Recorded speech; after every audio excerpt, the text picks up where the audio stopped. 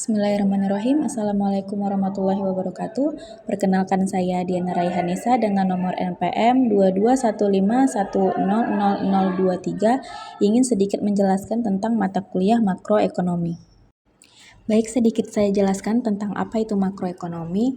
Makroekonomi adalah cabang ilmu ekonomi yang mempelajari perilaku perekonomian secara keseluruhan, yang meliputi pasar, bisnis, konsumen, dan pemerintahan.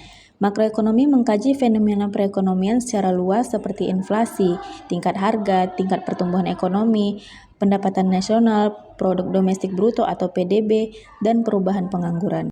Beberapa pertanyaan kunci yang dijawab oleh makroekonomi meliputi apa yang menyebabkan pengangguran, apa penyebab inflasi, apa yang menciptakan atau merangsang pertumbuhan ekonomi. Makroekonomi berupaya mengukur seberapa baik kinerja perekonomian, memahami kekuatan apa yang mendorongnya, dan memproyeksikan bagaimana kinerja dapat meningkat. Selanjutnya, kebijakan fiskal. Dalam perekonomian, kita mengenal 4 blok kebijakan yang mempengaruhi kondisi ekonomi makro, yaitu kebijakan fiskal, moneter, sektorial, dan eksternal. Meskipun masing-masing kebijakan dikelola oleh institusi yang berbeda, namun bauran kebijakan di antara 4 blok tersebut terus dilakukan agar tercipta kebijakan yang benar-benar memberikan manfaat bagi perekonomian. Kebijakan fiskal sebagai salah satu sektor dalam ekonomi makro.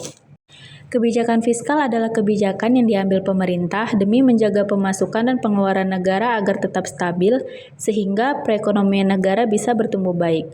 Lebih spesifik lagi, menurut OJK, pengertian kebijakan fiskal adalah kebijakan tentang perpajakan, penerimaan, hutang piutang, dan belanja pemerintah dengan tujuan ekonomi tertentu. Sebagai contoh, ketika terjadi pandemi periode 2020-2021, pemerintah menerapkan kebijakan fiskal ekspansif. Hal ini berarti pemerintah tetap melakukan belanja pemerintah dalam jumlah besar sebagai upaya menjaga stabilitas ekonomi, meskipun terjadi defisit APBN sebagai konsekuensi dari kebijakan tersebut. Kebijakan ini juga diikuti dengan penurunan pajak dan peningkatan bantuan atau subsidi kepada masyarakat. Kebijakan ini mampu menahan penurunan pertumbuhan ekonomi dan mendorongnya kembali tumbuh. Selanjutnya, tugas kebijakan fiskal. Setelah membahas pengertian kebijakan fiskal dan contohnya, kali ini kita akan membahas beberapa tujuan kebijakan fiskal diciptakan. Yang pertama, menjaga dan mengembangkan perekonomian negara. Poin pertama tujuan kebijakan fiskal adalah demi menjaga stabilitas sekaligus mengembangkan kondisi ekonomi negara. Penerapan kebijakan fiskal diharapkan mampu mempengaruhi seluruh sektor ekonomi negara dan memperbaiki masalah di dalamnya, mulai dari sektor korporat, perbankan, hingga usaha mikro. Yang kedua, meningkatkan kualitas SDM. Tujuan kebijakan fiskal salah satunya adalah meningkatkan kualitas SDM masyarakat, terutama dari segi teknologi dan perekonomian. Apabila kualitas SDM meningkat, harapannya SDM tersebut punya kapabilitas bersaing di dunia kerja nasional maupun internasional, sehingga bisa meningkatkan kesejahteraan hidupnya. Yang ketiga, menjaga stabilitas harga barang.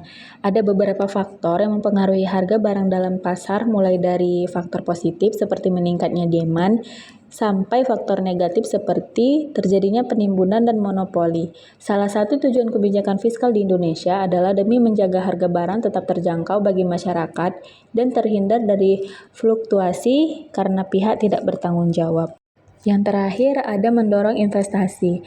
Tujuan kebijakan fiskal yang terakhir adalah untuk menciptakan iklim investasi lebih baik bagi pelaku pasar modal, utamanya investor, sehingga negara bisa memperoleh lebih banyak pendapatan dari pajak usaha. Sekian penjelasan saya tentang kebijakan fiskal dari materi ekonomi makro. Kepada Bapak dosen, saya ucapkan terima kasih. Assalamualaikum warahmatullahi wabarakatuh.